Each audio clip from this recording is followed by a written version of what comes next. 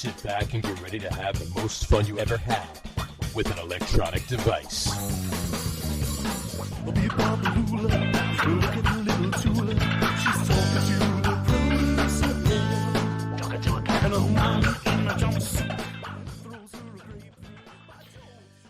All right, everybody, welcome out to the Get On With It Sports Show. It is Wednesday, July the 27th, 2022. Jersey Johnny coming at you. And with me, as always, is none other than Mr. RadioPete and Mr. Harry Lug Nutz. Say hello, gentlemen. Hello, gentlemen. What up? How are you this evening? Good. Peachy. Peachy keen? Hot enough for you? Yeah. I did like that picture you posted the other morning, Pete. That was pretty good. Yeah, the Real Feel 104. The security at that one abode. Oh, yeah. That was, I get a lot of pictures of dogs looking out through like door side lights and things at me, but never two cats. Never two cats. Just sitting there staring out at the world. never had that before. Yeah, that's funny. So, how's everything on the island? It's the okay. island of Long. It's okay. I think Make it sound so exotic. my, Island living man. I am an island boy. Not quite as fancy as the island of Staten. But. No. Island of Staten definitely is a different breed. Slightly less garbage buried underground than the island of Staten. Not a lot, but slightly less. Not much less, but no. I think my son returned from Europe mere minutes ago. Wow, so that's a good thing. That's very. His plane was. Did you know he was leaving? Did you even know he was gone? Not till yesterday. Okay. Been gone for 3 weeks, and I suddenly realized it. I was like, where's Peter? Oh, he'll be back tomorrow. No, he apparently someone was sick on the flight home or some sort of medical emergency. I haven't gotten the details. And so he was flying home from France, and they had to land in Iceland and I guess take someone off the plane. Yeah. So yeah, I don't I don't know exactly what the flight arrangements were, but so we got to visit Iceland for a brief moment. Didn't have to deplane or anything, but I guess it delayed the flight by a couple of hours. So I think I heard them walk in a few minutes ago. So that's a long walk from Iceland. Yeah. So now both my damn wiener kids are back in the house, and wiener kids, are they part dachshund? No, they're just wieners. Okay. That maybe the apple doesn't strange. Fall. The apple doesn't fall far from the tree. No. So okay. But it's been interesting. It's been an interesting couple of weeks because my son was away, and he was away for 2 weeks, and they were both gone for that period of time. So we got a little empty nest preview. Yeah, it's nice, huh? Which was nice. You had to talk to your wife for once. Or not. Or not. All I can really say is I didn't have to drive anybody around. Mm-hmm. My oldest drives, but he doesn't want to necessarily drive my youngest around, and my youngest is still got things going on. There's marching band camp and all this stuff happening. So I was like, for days, it took me probably about 3 days. I didn't have to drive anybody anywhere except me. So that was kind of nice. There you go. That's always a plus. It's always a plus. But they're back now, so I guess that's good too. It is good. So, how's everything out in Denver there, Harry? I think it's okay. Last time I checked with Chamber of Commerce, everything's fine. Have you gotten your tie-dye Avalanche gear yet? No. There's two things that I'll never, ever wear. One is a sports jersey, and two is something tie-dyed. Well, you can kind of have my nephew lives out in Colorado somewhere, and he's sort of a hippie kid, and there's lots of them. Yeah, he posted some tie-dye Colorado Avalanche gear, and I was like, I was gonna get one just for you, right? But then I thought you probably wouldn't like it. It comes with John Mayer singing, Casey Jones. Yeah, there's like a little zipper pocket in the hem that like you can Comes with put, a water bottle. yeah, put like a little dime bag in there, I guess, and A water bottle and some edibles. Yeah. There you go. couple of small brownies, but Yeah. I thought of It's three gummies in there. That's why. I think the only thing good about the Avalanche was that they won on the night of Pride, the Pride Parade here in Denver. So it was a very, very interesting mix of people out on Colfax Avenue. Night of the Avalanche victory. I thought it was pretty interesting. Yeah, if you drove anywhere near there, you needed to dodge very drunk people in Avalanche shirts or very drunk people in an assortment of glitter bikinis. But yeah, it was fun. And then there were the Avalanche fans in booty shorts. Not too many of those. Might have been there for both reasons. You never know. Mostly dudes. Yeah, mostly dudes in hockey jerseys. Yeah. Just part of the reason why I just don't really get into the Avalanche. It's their fans. Sorry, Avalanche fans. I don't like you. I do I do have It's like going to a GOP convention. That's the title of this show. Sorry, Avalanche fans. Sorry, Avalanche fans. I don't like you. I don't like you. Yeah. I do have to ask you one question though, Harry. What's wrong with wearing a sports jersey? Nothing for you, but for me, it just my when my get up and go gets up and gone, then maybe I don't know. It's just not for me. Not even like on laundry day or no. I don't. Number one, I don't have anything to wear on laundry day. I don't even think. I still find it odd that like the oddest thing in baseball is that the manager of baseball wears a uniform. Yeah, that to me is still very, very odd. Right. Now, would it be how odd would it be though? Like Tom Landry always wore a suit, right? How odd would it be to see the manager of a baseball team standing in the dugout wearing a three-piece suit? Yeah. Well, I don't think you would get that too much today, and I think you're starting to see it a little bit because they're sort of relaxing the uniform rules, so you'll see them in more of a, athletic wear. Yeah, a lot of times they wear sweatshirts, certainly in the fall when it gets colder. Yeah. But that's the real question. To put on spats and pants, to watch Don Zimmer at the age of 80, jogging out to the mound with his spats on. With his just stirrups. seems a little. With his stirrups pulled up high, I'm not opposed to a uniform per se. I wear one kind of. It just happens to be Dickies and jeans, but it's still very, very bizarre to me. Yeah, that's pretty funny. Yeah, so no, I'm not going to be wearing any sports paraphernalia. So it looks good on you, John. Thanks. What if we get get on with it sports podcast football jerseys? Won't wear it. You won't wear it. No. Not even if it's like a little crop top one. Unless you're playing professional football. Unless you're playing professional football. Okay. No one looks good in a football jersey. No one can pull it off. What about a baseball jersey then? What if we get baseball? Hold on now. I beg to differ because I've seen some women who look very good in a football jersey. No man my age looks good. And the women that are wearing it, be careful what you wish for, because most of them are wearing it as a dress, and it's probably about 1% of the people. Come out here on a Sunday and see the matching Broncos jerseys, and you'll change your opinion.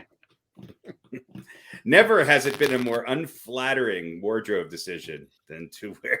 Yeah, I guess the activity, the ill-fitting John Elway jersey from 1997. Yeah, I think the activity that's being engaged in has something to do with the sexiness of the football. Yeah.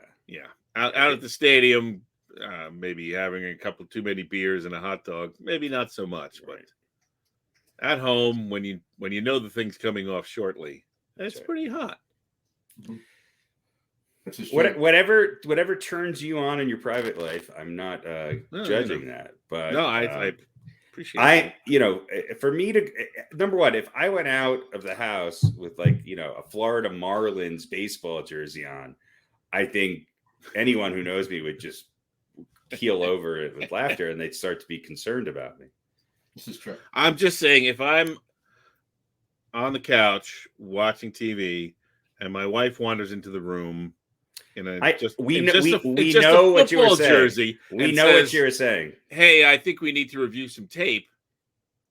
Click. I thought for a minute there, I thought what you were going to say is if I'm just on the couch watching television, and I like to wear full catcher's equipment. I like to dress like an umpire. All right. Listen, there are scenarios, and then there are scenarios. That's right. Exactly. Johnny, blow your whistle. There you go. Yes. I mean, I know that's your most popular request on OnlyFans is to, where the catches are. I would say things involving a whistle are pretty high on the list. Yeah, that's right. It's usually it's the dress like Joe Theismann, isn't it? Because they like the single bar on the face mask. Just the one. That's it. It doesn't conceal too much of what else is going on. That's right. That's right. Yeah, a lot of access with the single bar. That's right. So, all right. So. Sports. This is the one we always do with some topical information. Obviously, topical. I like an ointment. Anointment. It's like a little. Yeah. So anyway, start with a little baseball. We get the baseball background up. Trade deadline's coming up.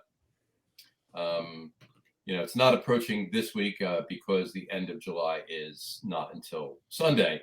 The trade deadline is actually next week, but first week of August. So let's CBS Sports actually put out odds of postseason odds along with are they buyers or sellers, and obviously you can kind of guess what it is, right? So we'll just go through. I'm not going to go through all 30 teams, but scrolling down the roll in alphabetical order by city or state.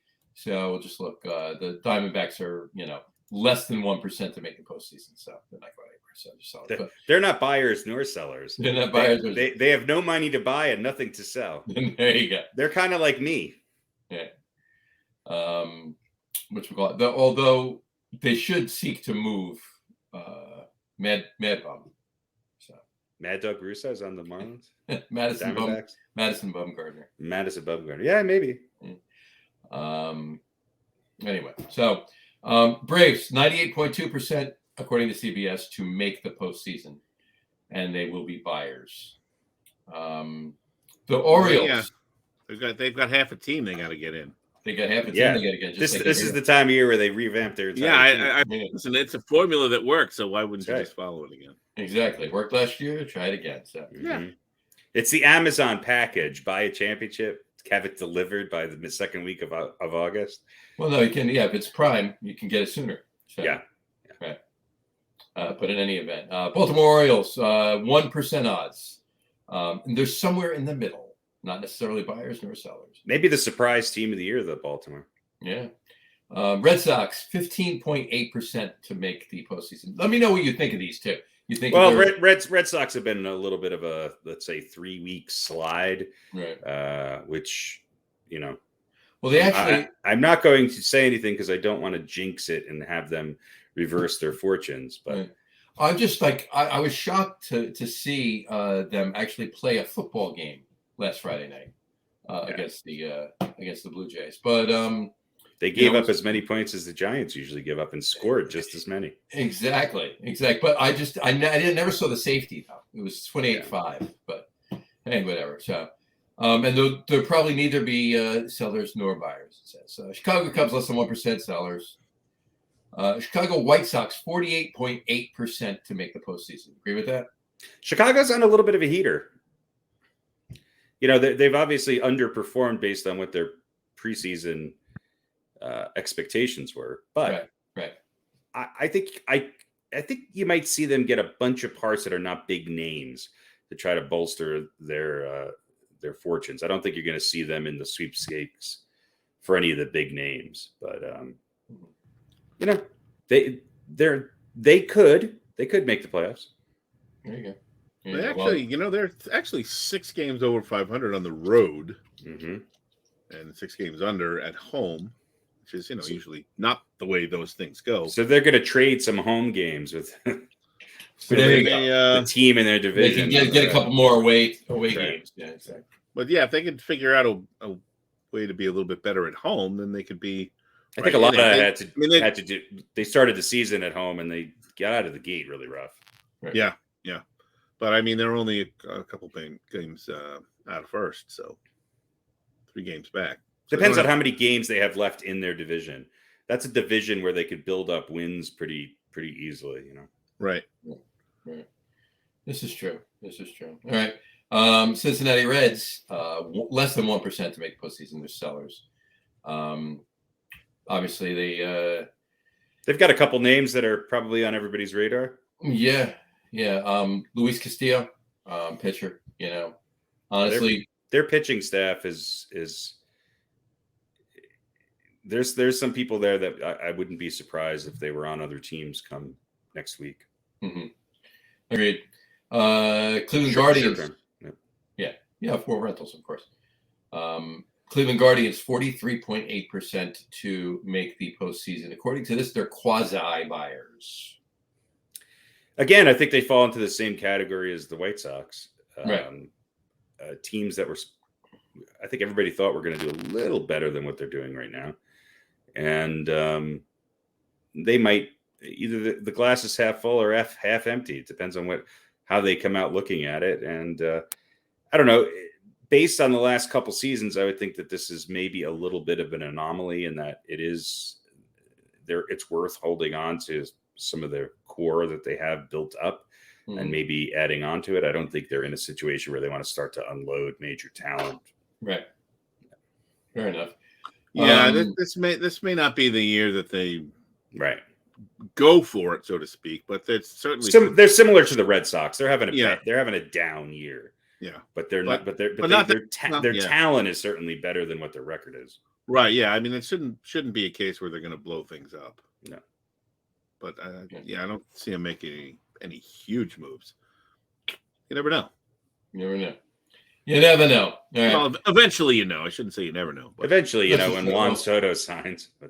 Right. Yeah. Right. Well, or there could be somebody who, for whatever reason, is someone that would be a good signing, let's say, for almost any team, but for whatever reason, none of the big names, so to speak, want him, and then Cleveland goes, all right, well, I guess we'll take him. We'll at least do something, and like they don't have like a Deshaun Watson. Yeah, there you go. They don't have much to get over the hump to, get into the lead in the Central. This is true. Maybe they'll sign what's his name from the Dodgers. The pitcher who got suspended. Oh, Trevor Bauer. There you go. Well, that would make sense, right? Right. Bring them all to Cleveland. Sure. That'd be a great like buddy marketing scheme in Cleveland. Trevor Bauer and Deshaun Watson. Cleveland, women first. The new Subway commercial will be Bauer and Watson. And their footlongs. That's Subway. Oh yeah, that's right. Well, yeah, that would be what would be the slogan? Eventually, they'll start. Cleveland, we obviously don't give a shit. Oh, we have to make up a graphic about that. Anyway, all right. I didn't think of that before. That's great. All right. Moving on to Colorado. Less than 1% to make the playoffs. Do you agree with that, Harry? Yeah, I mean the Rockies are kind of right where I thought they'd be. Maybe a little better. They've lost so many close games. I watched 3 out of the 4-game series they had with Milwaukee, and they easily could have won all 4 of those games. They wound up only winning 1. There are some players on the Rockies though that. Was it the one you didn't watch? No, I watched the Monday night game, and they actually won. They won 2-0. There's some players on the Rockies, though, that are going to – I think the Rockies' phone will be ringing. I don't think they're going to get rid of any of them, though. But they gave up – they were definitely in an unloading phase over the last couple seasons, and they've lost a lot of talent. But they've been able to backfill it pretty well. They've never been known for high profile signings. They're never going to go out and spend a ton of money on a free agent. Right. But they would probably entertain some trades if it means that they could get quantity, because I think there's a lot of needs that they have there. But there's some players, some breakout years, Connor Joe and CJ Crone, and the Rockies always seem to have somebody who's at the top of the league in batting wise, and it seems to constantly be somebody new. So they're the way in which they develop talent, I think, is pretty damn good. It's just they can't seem to hold on to them for the long term. Right. Gotcha. All right, moving on to Detroit, less than 1%. Yeah, I don't think they're doing anything this year. They're sellers. Houston Astros. What do you think CBS has them as far as making the postseason? Well, 98%. 100? 100%. Yeah. Houston Astros, according to CBS, will 100% make the playoffs. They will be a buyer, but not a desperate one. Well, they look, is there a better organization? I mean, we've always talked about the Oakland A's. I don't think there's a better organization in sports that is able to balance long-term, big-time contracts with stars, and to be able to lose major talent, but to replenish it with just as good or better for nowhere near the money that somebody like the Dodgers, the Braves, the Yankees, the Red Sox, the Mets are paying for it. I mean, this is probably the smartest, most efficiently run organization in sports. And I hate them, but they're really good. And they're probably the best team in the American League right now. There you go. And if I'm somebody, the draw of New York or the draw of LA might not be that big. So if I'm a superstar, why would I not want to go play for the Houston Astros? True. Especially because it means a significant amount of money for athletes because there's no state income tax. Right. That's very true. The farther away time-wise they get from the scandal, Right. the less that becomes a stigma. I think that would. I don't think with players today in any sports, none of this shit means anything. They don't fucking care. Josh Donaldson's the only one who cares about any of that stuff. Right, but I mean, as far as growing fandom or their fan base is probably right, but never wavered. When your team is out of it and you need someone to root for, you could say, well, I'm not going to root for Houston because they're cheaters. But another couple of years, right. A lot of those people will go, well, look at it this way. I'd rather Houston win it than somebody else because they don't cheat anymore. So look how they've been winning, though, right? They really never faltered winning all along. So what was that in reality? And I'm not condoning what they did by any means, but in reality, what did the cheating really accomplish? Because right, like how much of an better advantage did it really give them? Right. Yeah, because they continue to win. So, but anyway, and they have, they have two of the bigger names in baseball. I mean, with Altuve and Verlander, if you were to name, if you were to take a poll of the top 10 household names in baseball, they're both going to be on that list, right? Yeah, pretty much. I mean, Altuve for sure. I would think Verlander would be on there as well. Yeah, I mean, Verlander's been around forever. So, and isn't he married to or dating a supermodel or something? I mean, he's. I don't follow TMZ, but I mean, he's probably been on there more often than some of the other players in baseball. That's for sure. Not for anything bad, just because he's, with a supermodel. Yeah. Right. Exactly. But so I think Houston is I think they're really smart at what they do, and they're damn good. And that's the problem. It's true. All right, moving on to Kansas City. Less than 1% to make the playoffs. Los Angeles Angels, less than 1% to make the playoffs. LA Dodgers, where do you think they have them sitting? Well, LA Dodgers are sitting there with, with their credit card out going, hey, who can we get? Right, to make the playoffs, I mean. Oh, it's 100%. 100%, yeah. There you go. 100% to make the playoffs, and they're buyers, obviously. And look, the Dodgers are a perfect example of what I've been talking about. When top players decide to go play in Arlington, Texas, as opposed to the Dodgers, the appeal of being in a big city or playing for these organizations that used to have way more cachet, like the Dodgers, the Braves, the Yankees, even the Mets and the Cubs, it doesn't hold any weight for this younger generation of players. They don't care. It's why Aaron Judge is going to have no qualms about playing in Kansas City if they offer him the most money. They just don't care. It's very true. It's a very good point too, and that goes for a lot of sports, not just baseball. So yeah, absolutely, all sports. Yeah, and the Dodgers. I mean, I think there's still a little bit of that stigma about they can't win the big one, even though they have a number of times.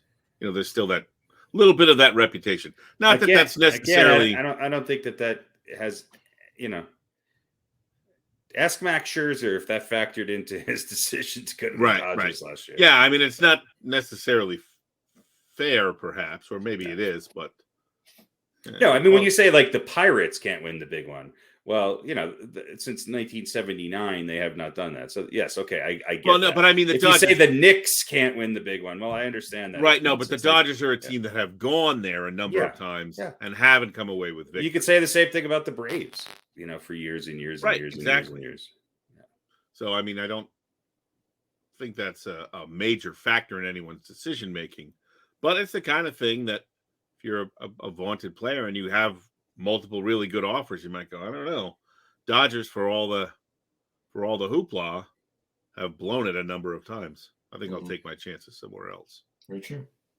Wherever they give you the more money. Yeah, right. Exactly.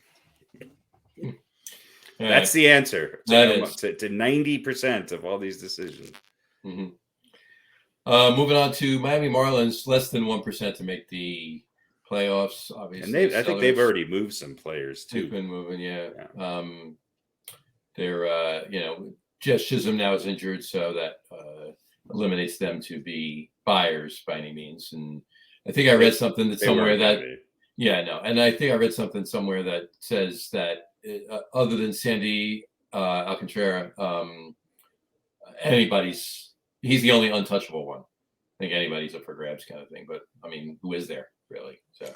So he's the one they're going to punish by making him stay there. Stay there, right? Name 3 players on the Marlins. I can't.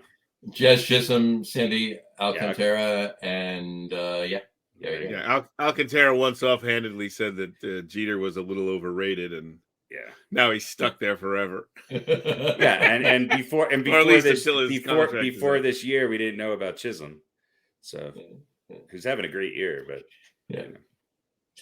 All right, moving on. My Milwaukee Brewers, 77% to make the playoffs, and they should be buyers. They say the Twinkies, 45%. The Twins are to make the playoffs. They're buyers. They should be. The New York Mets. What do you think CBS has them at? I don't care a shit. 100%. They're going to be buyers. I'll say 95.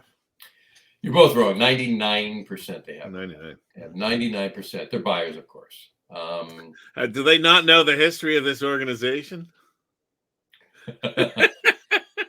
Apparently, they threw it out in the garbage. They're obviously not true Met fans. Well, they're not going to blow it and not make the playoffs. I hate to ruin your guys' pity party, but they're one of the top 3 teams in baseball. Yeah, okay, and no top 3 team in baseball has ever blown it in the second half and not made the playoffs. Mm-hmm. That's never happened before. It's never happened before. Never. I think the last time it happened was like 2007, 2008. We're talking not making the playoffs now in a league where 27 teams make the playoffs. Oh, all right. I see what you mean now. Okay. All right. New York Yankees. They're buyers, but what do you think CBS has them at? I'm going to go with 100. 100%. Yeah. Oakland A's, where do you think they have them at? They're shitty buyers, but let's see if they can actually buy something good this year. There you go. Oakland A's, where do you think they have them at? 0%, 26% chance to make the playoffs, and who the fuck knows? 2% chance to make the playoffs. Sellers, if you want to buy a hot dog vending machine, 0.0. No, negative 1%. No, less than 1%. Phillies 38.2%. They're buyers at 38.2%. Here we go. The Pirates, less than 1% sellers. There you go. They don't have anything left to sell though, unless they want to sell like the ghost of right. Archie Vaughn. Archie Vaughn. There you go. Well, you never know. Maybe they'll sell some of Bonds' old equipment. There you go. Yeah, when his uniform size was six sizes smaller. Yeah. When he went a 28-inch waist and right. When he looked like Rory Sparrow. And a size 6 and 7/8 head instead of 7 3/4. When he looked like Barry Bonds instead of who was Reggie White? No, who was the who was the alien from the Flintstones? Oh, Kazoo. Kazoo. Yeah. When he still looked like Bonds instead of Kazoo. That's true. Very true. Cardinals 65.9%. They are buyers, and there's been a lot of talk that they're going to be in the mix for Juan Soto. Yeah, I mean, St. Louis. If you want to go play someplace where you will be the toast of the town, which again, a lot of these guys don't want to be in the has there ever been a medium market team that has consistently excelled at getting to the playoffs year in and year out? I mean, the St. Louis Cardinals, aren't they 4th all time in World Series wins? I mean, this is a great organization, and this is a team that's, are they second? Mm-hmm. Okay. They're second behind that other team from New York. The Highlanders. That's right. But anyway. I would think they would be big time buyers. And look, I don't want to play St. Louis in the playoffs. No. Yeah, me neither. They're a good team. Yeah, I can picture Juan Soto on the Cardinals. Why not? Yeah, with that. All right. San Diego Padres, let's finish this up. 70.7% buyers. San Francisco Giants, 50.2%. Buyers, maybe, is what they say. Mariners, 63.7% buyers. The Tampa Bay Rays, 84.4%. They're a soft buyer, according to this. So, is between the Rays, the Red Sox, and the Blue Jays, any one of those teams can either win the World Series or collapse, and it just seems like they're all inconsistent. But out of those teams, I think the Rays have some players that would be appealing for some trades, and they also have the need. I think they have the biggest needs for some holes to fill. Right. So I think they're going to be active. Tampa Bay does not seem like an organization that's willing to sort of bypass a year. They're going to be in the mix. Yeah. Unless they think they're good enough that we just get there and then hope we catch a little bit of lightning. But I think we talked earlier in the season about we may see. Most likely we'll see multiple wild cards and maybe all the wild cards coming out of the AL East. Still looking that way, yeah. Potentially, yeah. But I don't know if the Red Sox continue to fade, maybe not. Yeah, if Tampa Bay kind of stays where they are, they're going to have a couple other teams they might have to contend with for that other wild card. Right. Texas, 1.9% likely buyers. Toronto Blue Jays, 95.3%. Wait, they have a 1.9% chance to make the playoffs, yet they're likely buyers. Likely buyers. That's according to CBS. CVS, the pharmacy? Yes. According to Walgreens. In aisle 5. That's according to CBS. Yes. Columbia Broadcast System. Okay. Well, I can see that for Texas because, they obviously made a couple of big acquisitions in the offseason, got off to a horrible start, have been better since then, and maybe it might not even necessarily be as much about this year as moving forward if someone becomes available. Right. Texas has, I mean, they have 2 or 3 stars. The Mets are winning, John. Don't worry about it. And, it's you don't even need to watch these 2 games. They're going to win both these games because of the pitching matchups. They might be buyers for next year more so than for this year. Right. Yeah. This is true too. Yeah. They're That's pretty far out of it. Well, in the division certainly, but they're not that close to a wild card either. So, right. I think as much as you're hearing about, the Juan Sotos and pitching is really going to be, it might not necessarily be the top names on there, but you're going to see, I think you're going to see pitchers get moved around a lot, obviously Castillo's a big name. I think there's going to be a lot of movement in starting and relief pitchers. I may be the most that you've seen in the last 10 trade deadlines. I just think you're going to see a ton of pitchers moved around. Gotcha. Yeah. I do think there's something to be said to that. There's not. I mean, they're obviously big commodities, and if a team is, years away from actually putting a good product on the field, why not take a good arm that they have and get 4 or 5 pieces that they need.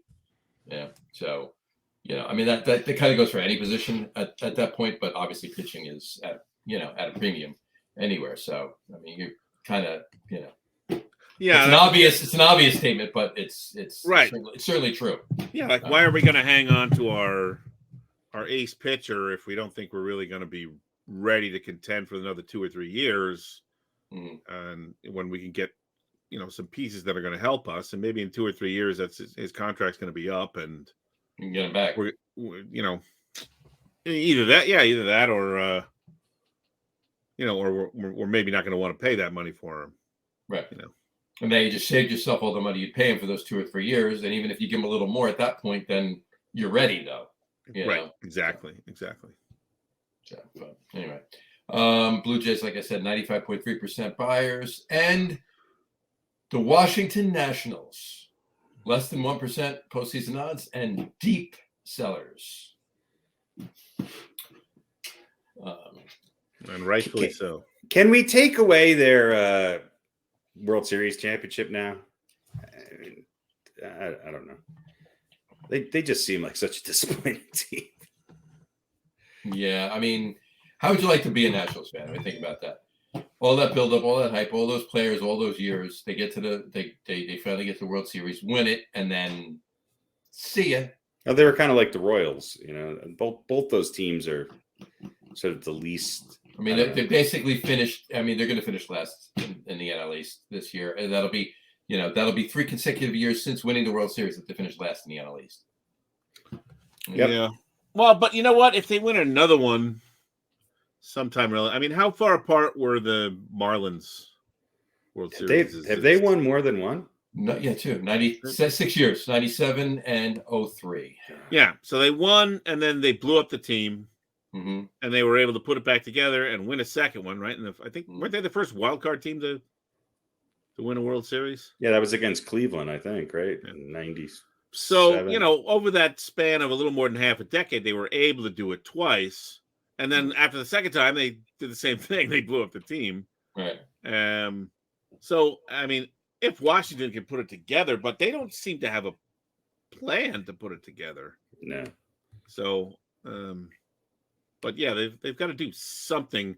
But I agree. Like, if they don't do something in the next 3 or 4 years, then probably that World Series really just gets looked at as an anomaly. Well, they're going to get rid of the best player in baseball because he doesn't want to play there.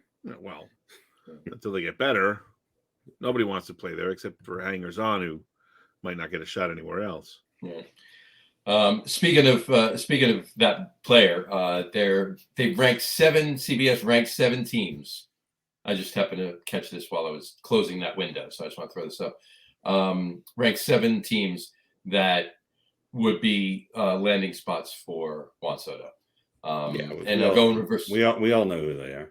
Yeah, 7 would be the Giants, 6 the Mariners, 5 the Mets, 4 the Yankees, 3 the Padres, 2 the Dodgers, and 1 the Cardinals, the aforementioned Cardinals. So there you go. Well, at least the New York teams are in it.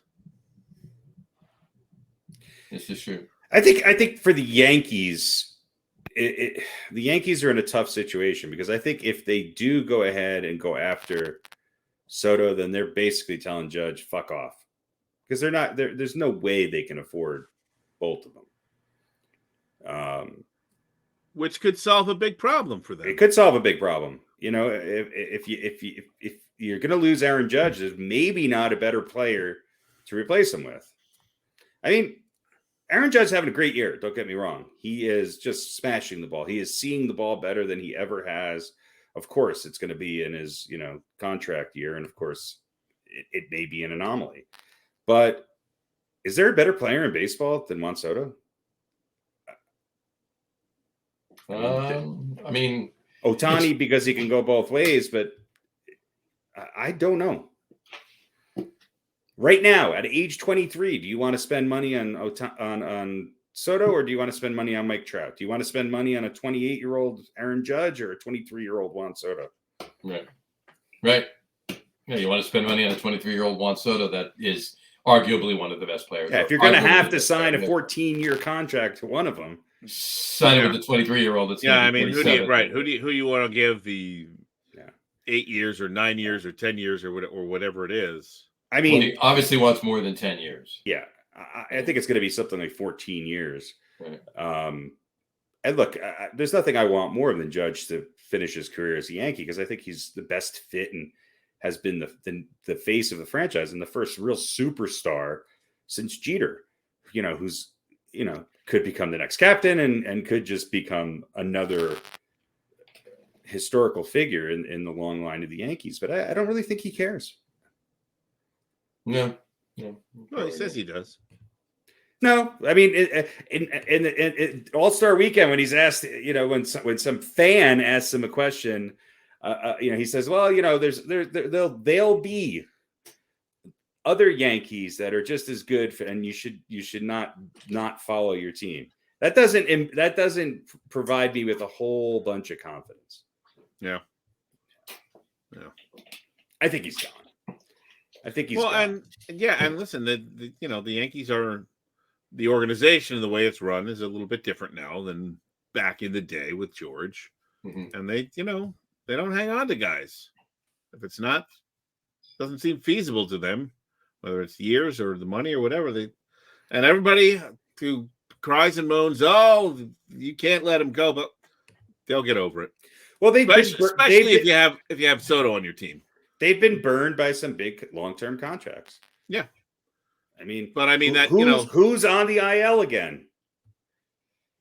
Who's not in the lineup when they need him against the Mets? And Giancarlo Stanton, all-star MVP, but on the IL again. Mm-hmm. Yeah, it's they've been burned by these long-term contracts. Right. Yeah, you're right. True. All right. One quick Mets note. Looks like Jacob deGrom had a rehab start in Syracuse today, and it looks like his next start will be as a big leaguer. He will be coming up. He'll make a start sometime next week. What, in AAA? No, as a Tuesday, I guess. It'll be next Tuesday. Next Tuesday, he will start. So. Now, what did we all? We shall see. What did we all say about when we thought he was coming back? Well, we're all past it. We're way past it. Like the latest was me. Actually, was you, and that was at the trade at the All-Star break. So I'm pretty close. You're close. You were the closest, but it's 2 weeks after the All-Star break. So 2 weeks is I'm still the closest. You are. So there you go. I said May. Speaking of the All-Star game, too, under 7 runs, and who won? That would be you. Yeah, how much money did you make off that? Well, it was this was as much as I did on the it was the part, Stanley it was, Cup and the it was, NBA it championship. was part of this podcast, so there's no money involved.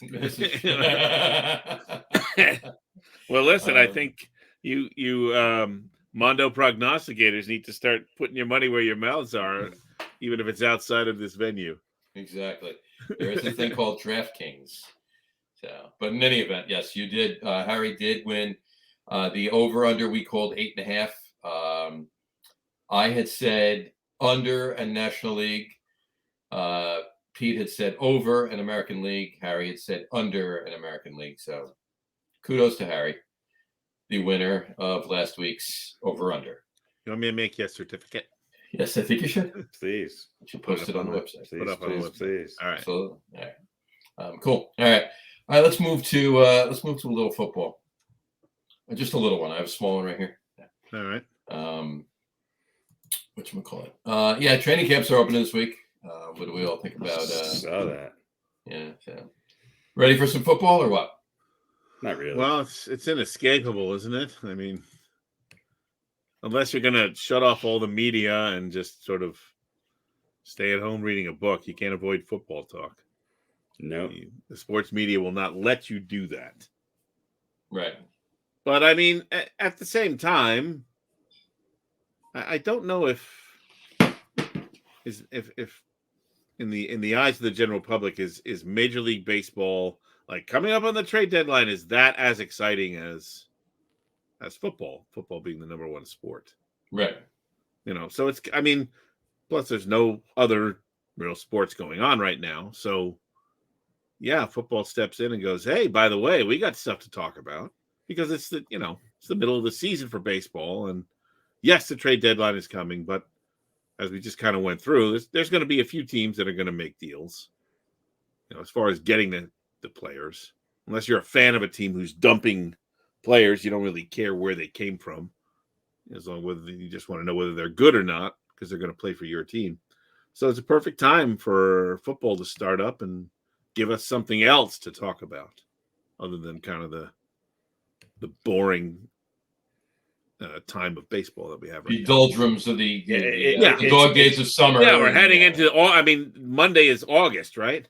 Right. So heading into the dog days. So yeah, football's like, hey, we'll fill the void.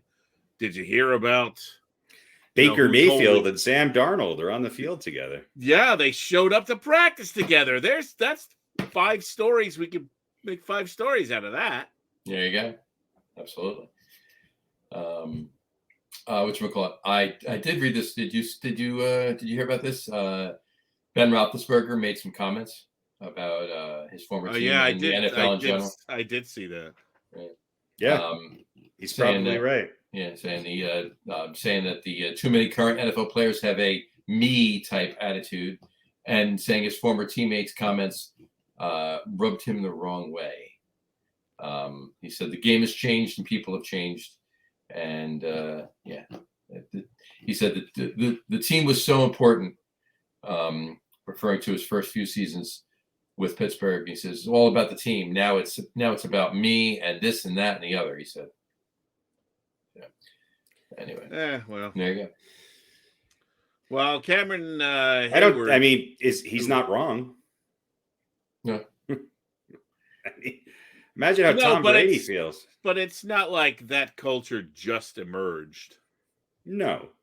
So. But it wasn't there when he first started. That's for sure. No, it wasn't. It was different. How many years ago was that? And it's also gotten severely worse in the last 5-6 years. Mm-hmm. It definitely has. Yeah, well, Cameron Hayward said that. Cameron Hayward said Ben Roethlisberger's comments rubbed him the wrong way. Well, rubbed him the wrong way because the truth hurts. Maybe not him, but the people around him. Has it gotten that much worse, or we're just more aware? Absolutely. Yeah, absolutely. No, I agree. It's definitely gotten worse. It's ridiculous. So. But do you think it's league wide? Yeah. Or is it? Or are there a few high profile cases that get a lot of press And we go, well, that's everybody's like that now. Yes to both. Yes and yes. So the anomaly is players that put the team first. Correct. Okay, well, let me switch gears here. Play devil's advocate in a sense. Why should they put the team first? Obviously, team doesn't put them first. It doesn't. They get hurt or they get DWI or something like that. You're gone. You're done. Really? They get hurt. Yeah. They get paid. They Well, get a DWI. They get paid. I'm saying a team can cut you for whatever And still pay you. Maybe the big names have lots and lots of guaranteed money, but I don't think the average player has that much guaranteed money. So they should be different than any other employee at any other job at any other part of so No, I'm not saying they should be employer different. should have no rights. I'm not saying they should be different, but don't put out an image of we're a family and it's the team first. Well, this is the argument, and this is why sports are the way they are, because the players feel as if their best interests are not being taken care of, and that things like the salary cap has prevented them and cost them money. And so, yeah, they're making up for it by now gaining that power. It's a player first league in almost every sport now. Football is maybe not quite the imbalance that, but you're starting basketball is worse. You're starting to see it in baseball. Mm-hmm. It's just there's no the players don't value a contract, so why should the owners? You're investing millions and millions of dollars in this person, and one day they turn around and go, "Yeah, I don't really like it here. Trade me." Yeah, but I mean that's not the norm, though. It is the norm. Well, it all depends on where Kevin Durant goes. It is the norm. If you look in football, at the history of sports, even in football, it depends on. I don't think there's enough players that have that kind of juice. I think there's most of the guys on the team that go, I don't want to be here, trade me, and they'll say, "Fuck you, go sit on the bench if you don't want to be here." No, they don't. And they'll play because they want to go because maybe they'll get some movement in the offseason. I think you're right. There are big names, the quote unquote skill positions, and some guys who've done some bullshit for sure. Oh, you're not gonna find an offensive lineman that says I don't want to be here anymore. Trade me. But it happens all the time. It happens all the time. It doesn't get the press because it's not as juicy, but it happens all the time. Guys wheedle their way out of whatever they want. Now, granted, the more star power you have, the more you're going to land on the upside, and the more it hurts. The more the organization might not be going to be able to get anything back for you. Right. But it's also why the players want these long-term guarantees and these long-term contracts. They don't care about committing to a team for a long time. They just want guaranteed money. Because the long-term contract, all it's going to do is inevitably, it's going to put them in a situation where 6 years in, they're going to be, somebody's going to have to, they're going to have to try to trade them or release them and start and eat the money to get them out of their fucking hair. That's the problem. Right. Yeah. Look, I'm not saying it's perfect, and I'm certainly not saying that the athletes shouldn't have more control over their future. But to say that there's any loyalty anymore to any team, it's ruining sports, because you can't. If we were to give a name of 30 players in the NFL, okay, and then asked to say what team are they on now, I'd have to refer to a cheat sheet because I just don't know, because there's that much movement. Same thing in the NBA. We should play a game in the beginning of the season. We shouldn't watch all of this, Twitter and speculation. And then when the NBA season starts, go such and such, what team? Who the fuck knows? Because if you look at any player profile now, they've all played for 8 teams in 9 years. So, but why is that a terrible thing for sports? It's a terrible thing for sports because you can't build any alliances. You can't build a team long term. It's just right now. It's not even for a full season anymore. Now it's just like, well, build the bear. Let's build a championship team and then get rid of them. It's bad for fans, and it's also It's been going on a long time. So of course, the culture around it is going to change. Of course it is, especially when that's been put in your ear since you were 12 and some scout's been looking at you. I'm not blaming the players.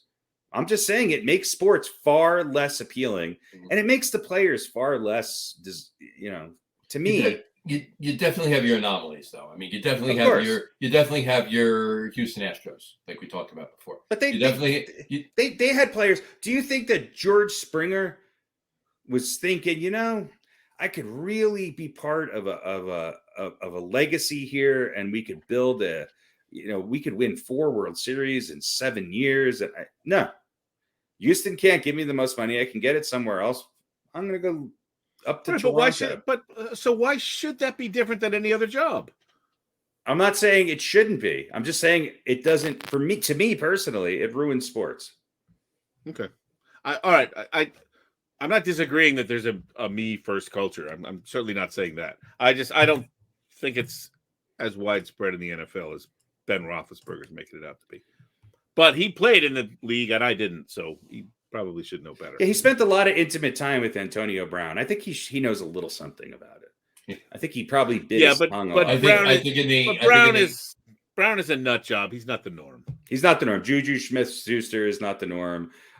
Who's the running back that went to the Jets and then disappeared? Maybe he's not the norm. Well, listen, what's the constant here?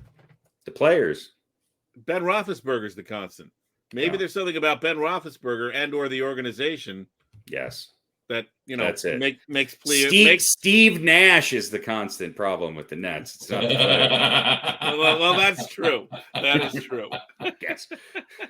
It's definitely Darko Milicic is the issue because he's the 6 degrees of Kevin Bacon of the NBA. On that note, all right. So in the long run, though, it really doesn't matter what Ben Roethlisberger or Cameron Hayward say. No, it's fodder for us to talk about, but it is. It definitely is. And there are exceptions. There are exceptions. Giannis Antetokounmpo. I think that he made a decision. I'm going to stay with the Bucks for my career. Jokic. He sort of said, "Hey, look, I want to be here. I want to stay with the Nuggets. I'm going to do this." There are exceptions. I'm not saying they were mistreated or that they necessarily were going to get more money somewhere else, but they probably could have, and they probably could have limited their commitment. With a lot of these other players, it's just, it was good, but I don't know. My buddy's over here, and I think, maybe I'll go over there. I don't know. It's hard to build a fan base around teams when that team is inconsistent. The reason that I could name the starting lineup for the 1977 through 79 Yankees is because for the most part, it was the same player. It didn't change. And that's why I became a Yankees fan. It's not because of any one player, but because of the composite of what it was they were doing. And that I got to get to know these players. Now, with the way in the same respect, though, there wasn't free agency back then either. Sure. So, well, there was, but it was different. That's what I was going to say. They didn't have the opportunities for as much movement back then. No, and look, and this is the problem that I have with every ex-player who's relatively young that has become a talking head on ESPN because free agency is great. They love that, but now the salary cap is bad because the salary cap was there for competition. But no, they don't like the salary cap because that's preventing them from getting overpaid or paid even more than they've already gotten paid. This is you hear it firsthand. It's nothing new. It's been going on forever. There's 2 generations now of players who think this way. And that's fine. And there are the exceptions, but those exceptions are not necessarily guys who are not making a ton of money already. Yeah, Tom Brady took less money, but Tom Brady was making more money on endorsements and being Tom Brady than he was on his salary. For a running back in the NFL, I don't blame him. Go out and get it. I'm just saying that it doesn't build the rivalries. It doesn't build the hatred. Dr. J never, ever would have fucking thought in his last year, let me go team up with Larry Bird and win another championship. No, never. Patrick Ewing never called up Michael Jordan and said, "Hey, let's get together. I think I could do a little better than Luke Longley at center." You know. All right. Well, but it built rivalries. I understand, and that's what but you don't have anymore. But I don't. It's an individualist. I don't know how they're rivalries, but they're different. I mean, it's a different type of. But it's you're a talking different about feel to the league. You're talking about wanting teams. Things to be the way they were 40 years ago. I want things to be competitive, and I want teams to I like a lot to of have an identity for more than 6 months. So you'd prefer that teams would have more control over the players, be able to keep them more locked in, rather than the way you phrase it, though. No, I would prefer that the players have total control over the league with no ramifications and not have to deal with any of the realities of being an owner or a team president. Well, look, that's what's happening, right? But this is the pendulum, right? What was the NFL like when it first got started, right? I mean, these guys didn't get paid anything. They gave their bodies, their brains and all that stuff. Sure. And the owners made money and all that. So the same thing has happened in baseball, right? Now the pendulum is swinging the other way. Sure, and but it's now not the swinging players the other... are in control, right, and they're running everything. And that's a nightmare too. But Both it only works bad. In sports. It's right. not going to happen in Amazon. The best fucking box picker on the line at Amazon is not going to fucking control his destiny and get traded to the Sarasota I'm going to Wayfair. plant. I'm going to Wayfair. But my point is, hopefully, eventually, we find that happy medium. I think we're just we're long past it, because they'll never be the players will and the media now, because the media has taken the side of the players. I'm not saying that they're wrong. 90% of the time it's right. But what I'm saying is that there's no other perspective. You cannot have a perspective other than what the players are telling you. And that's fine. All I'm saying is that sports is an individualist adventure now. And the competition sometimes, if you're lucky, is good. But the fact that from one season to the next, you cannot tell which team is good. You have one chance. Because you are unsure as to whether or not that team is going to be a team next year. But I mean, we still have exciting rivalries. We still have it's not like it used to. I'm not saying it's bad, and I'm not saying it's going to change, and I'm not dumb enough to believe it's ever going to go back to what it was 40 years ago. But I found it way more interesting. Sports were much more compelling than they are today, with the exception of maybe tennis, at times golf. Some of the sports that were already more individualist and not tied to a team. Right. I mean, even, Formula One racing. Yeah, you might jump sponsors, but pickleball. Team sports have it's not as exciting as it used to be. And a lot of it is just because, look, it combined, I think that it's become much more specialized. And I think that there's a lot of money being thrown around. And obviously it's still sports are still making money. I'm not crying for the owners. I'm crying as a fan, because I do think that if you sign a contract, you should, it's the whole thing. Requesting a trade and working with the team is different than demanding a trade. They're toddlers throwing a tantrum. Millionaire toddlers throwing a tantrum. And 95% of them are nowhere near as good as the guys back in the day. But don't you have to put some of the blame on the owners for giving in? They had to give in. They have no choice. Sit him on the bench. Screw it. Screw him. You're not going to play. You're contradicting yourself more than ever. But imagine if they did that. Imagine if the Nets, which I would love. Imagine if the Nets owner said, "You're on the fucking Nets. You got a no trade clause, whatever. Either play or sit the fuck down." I would love it, because Kevin Durant would just say, "Okay, I'm going to sit the fuck down. Pay me my millions, and I'll wait it out." So, I mean, there's reality as part of all of this, and I'm using Kevin Durant as an example, and I don't think he's the worst of the worst, but yes, there is definitely more of a me first mentality, and you just see it in all of sports. You see it in all of sports. There used to be guys who would not talk to each other, let alone hug each other as rivals on the fucking during the home run derby. They wouldn't even talk to each other. That's good sports. That means you give a shit about your team and you hate the fucking opponent. That's healthy for sports. I don't know. I probably, but then you get, Pete Rose mowing down what's his name in the right, but mowing down what's his name at the plate in the All-Star game, and that's you get those extremes too. You don't need that. Look, I'm not saying I have my opinion. You have yours. If you're enjoying this new, gentler, kindler, player first, fucking love fest of individualism, then great. Grab your copy of Ayn Rand and fucking watch, the home run derby, because the home run derby is what is the most important. It was the most talked about thing in baseball, not the All-Star game. I'll say it's I'm enjoying it neither more nor less because of the player antics, let's say. Right. It's not really it's not ruining it for me. It is what it is. Having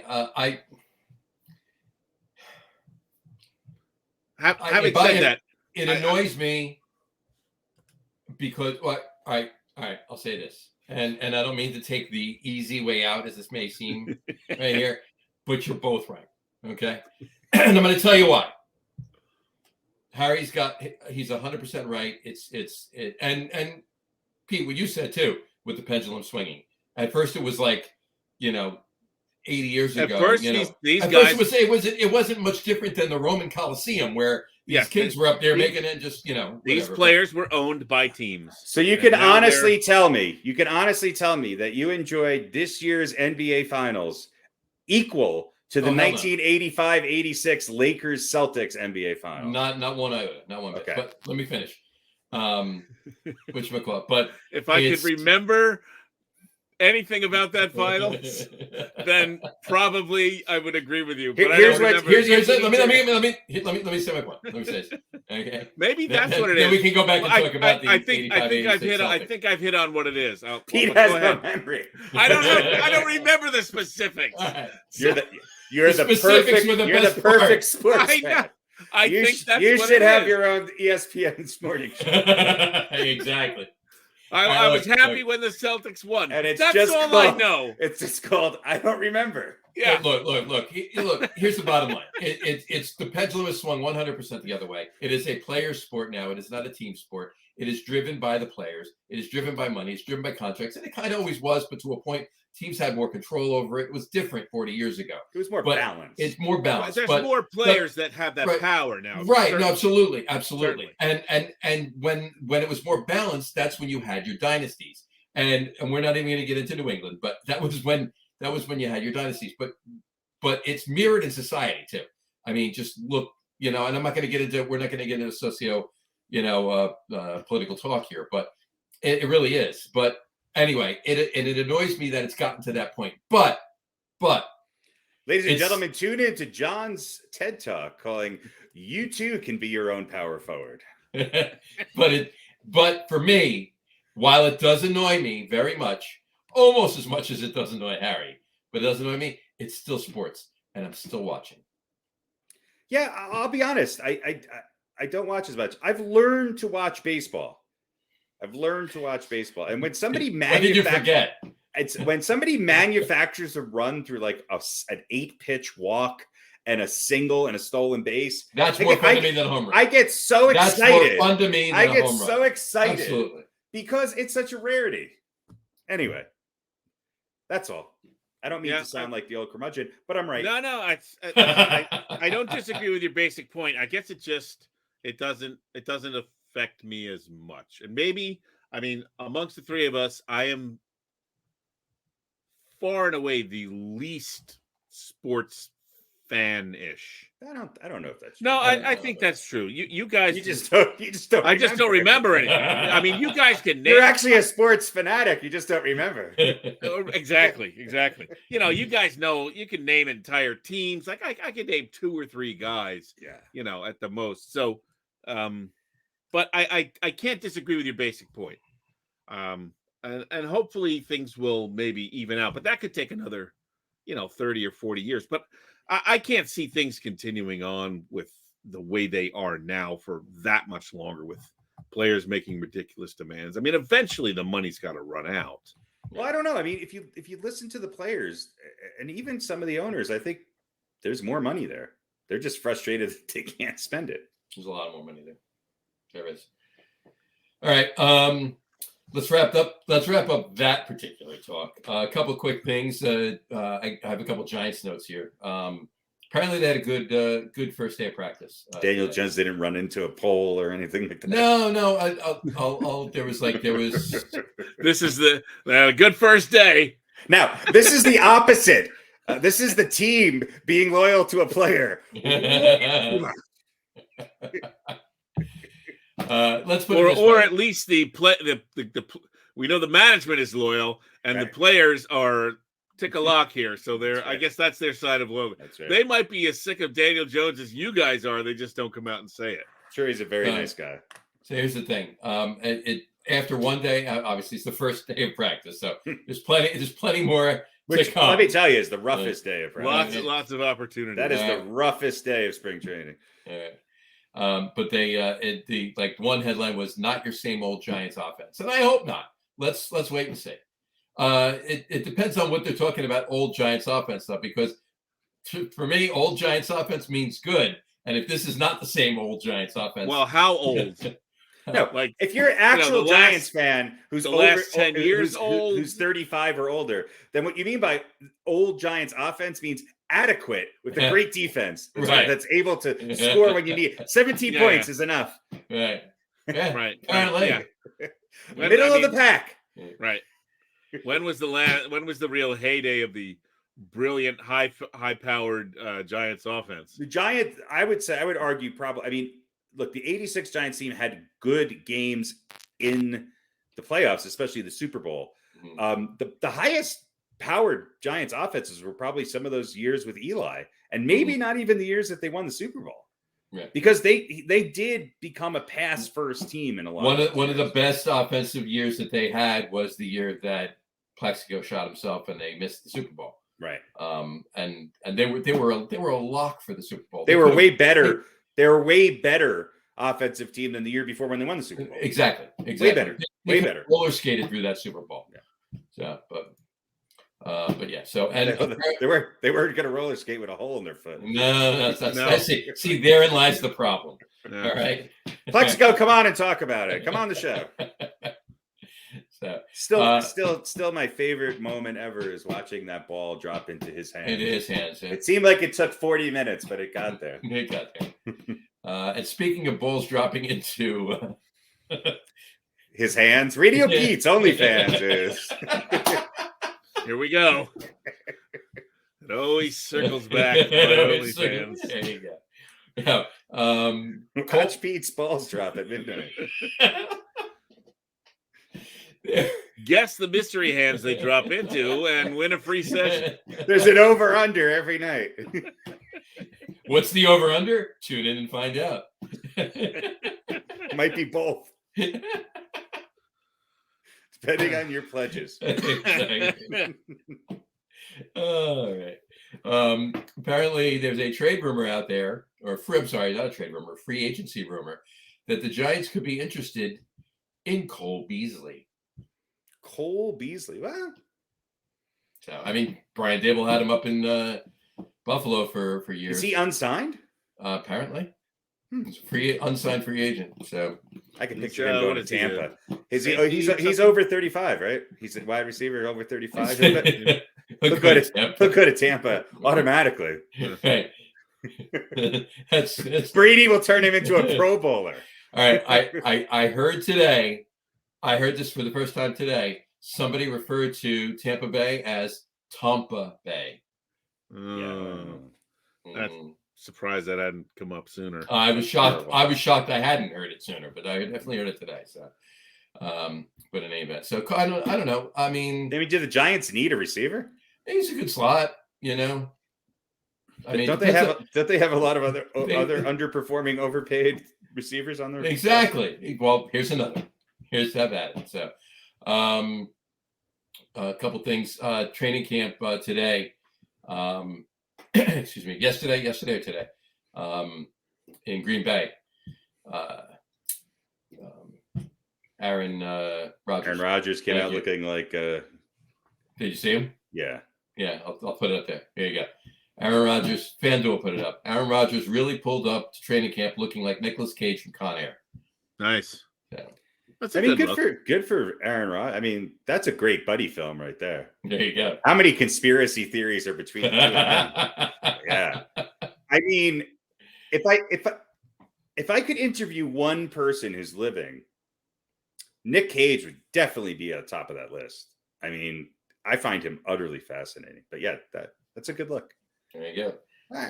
Aaron Rodgers actually looks better than he has in the past, you know? Yeah, it's not that bad actually, but I mean, it definitely, if he wasn't going for that look of Nicolas Cage and Con Air, that was a pretty damn good coincidence. Let's put it that way. So, well, I mean, come on, it's a tank top, t-shirt, and jeans. I mean, but it's the hair and the beard and everything else. So, did you hear the news out of the Jets training camp though?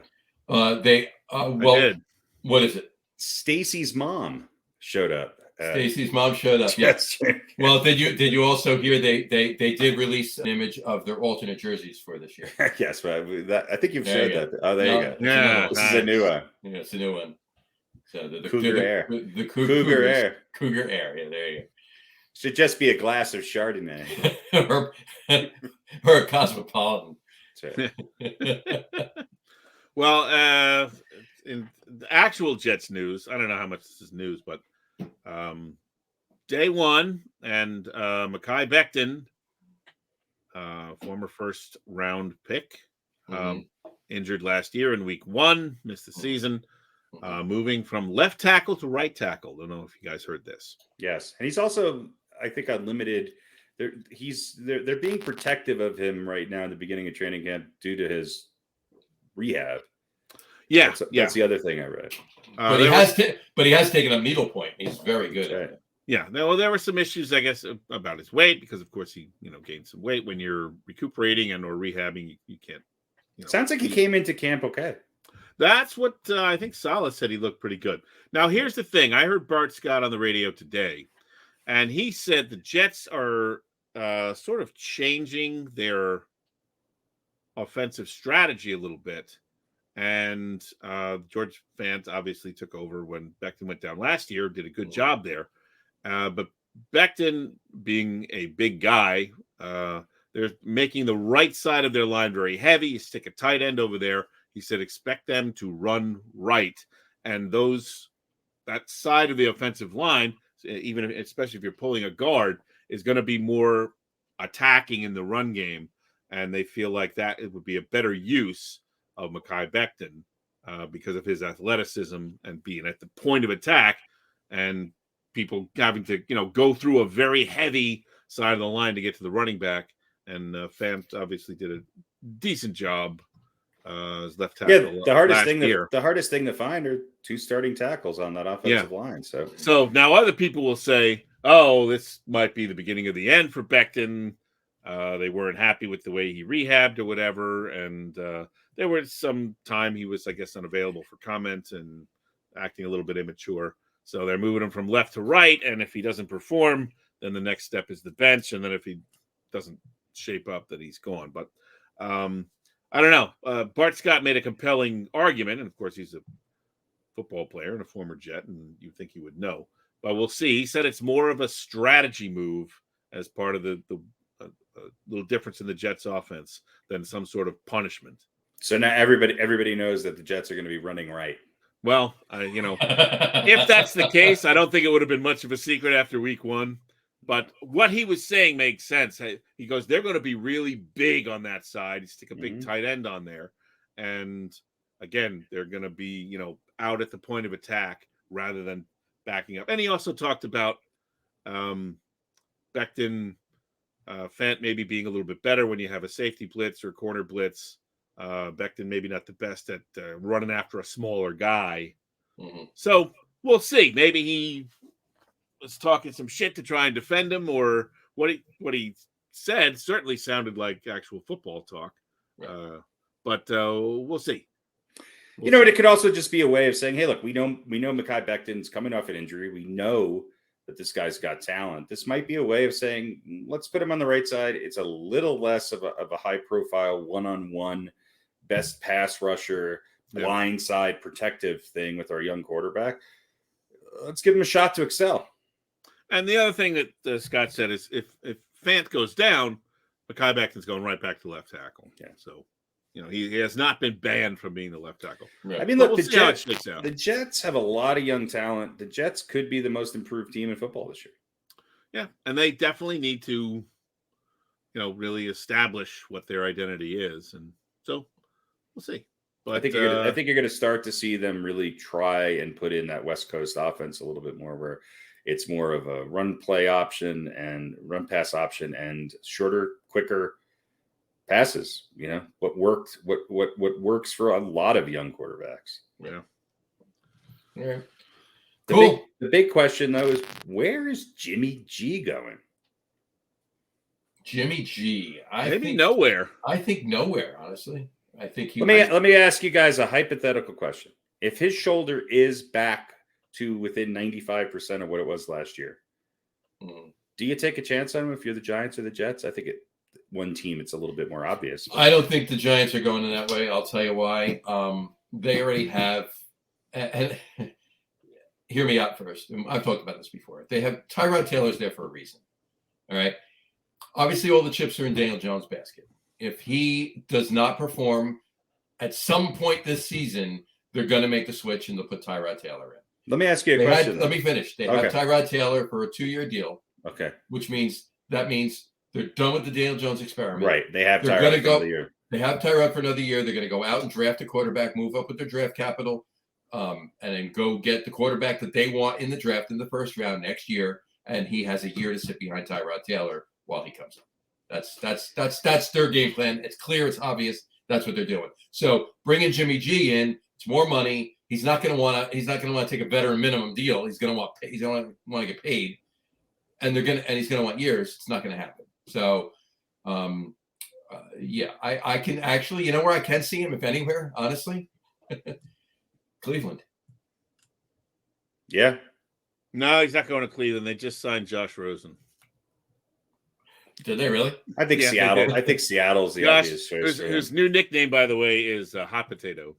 Hot Potato. Hot Potato Rosen. Well, has he even played in 2 years? I don't think so. No, but he's been on. This is, I think, his 4th team, and I don't think he's ever played more than a handful of games in any season. So right. Here's the one question to your scenario, John.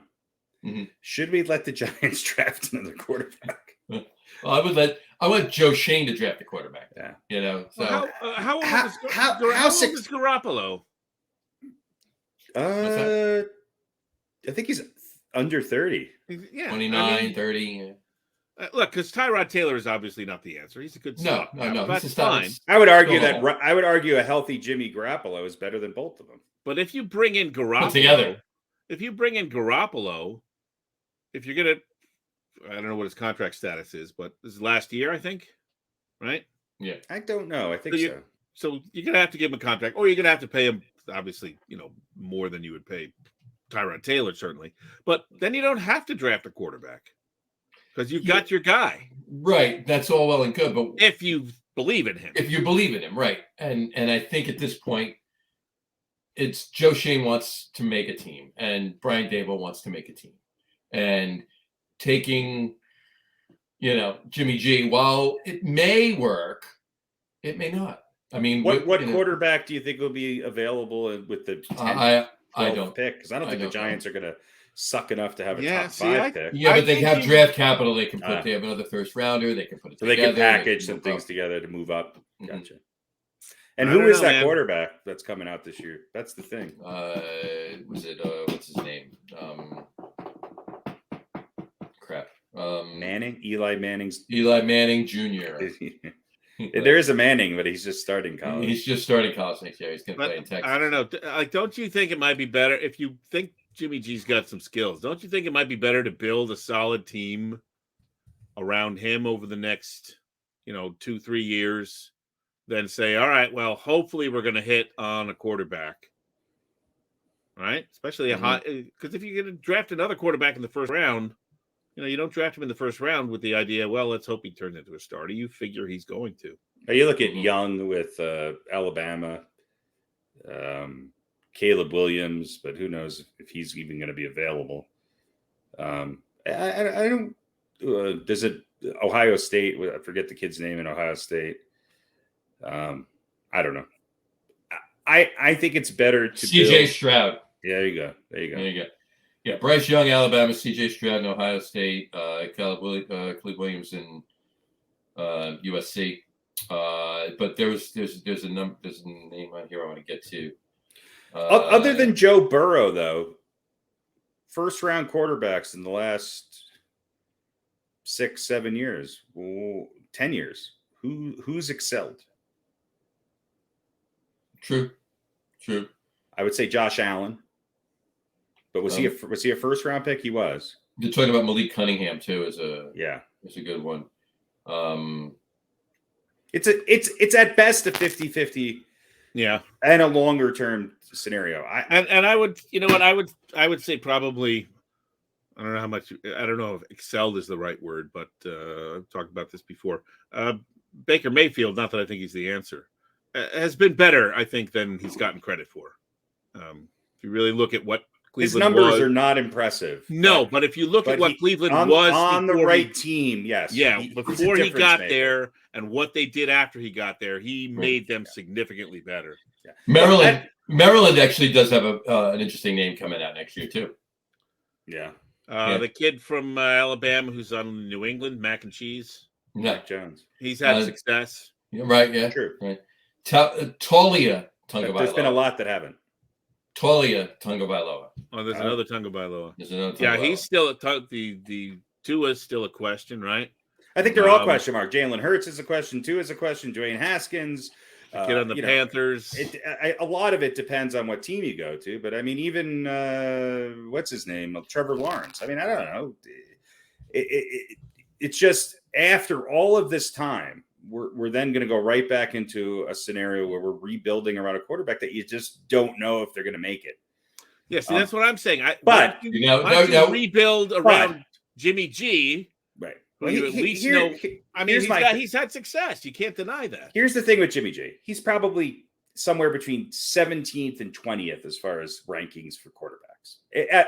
That's giving him a little bit of credit, but that's still moving up 7 to 10 spots from where the Giants are right now. You know what I'm saying? Yeah. And for me, the greater concern would be his health than his talent. Right. And I think that is part of it. But they have to trade him.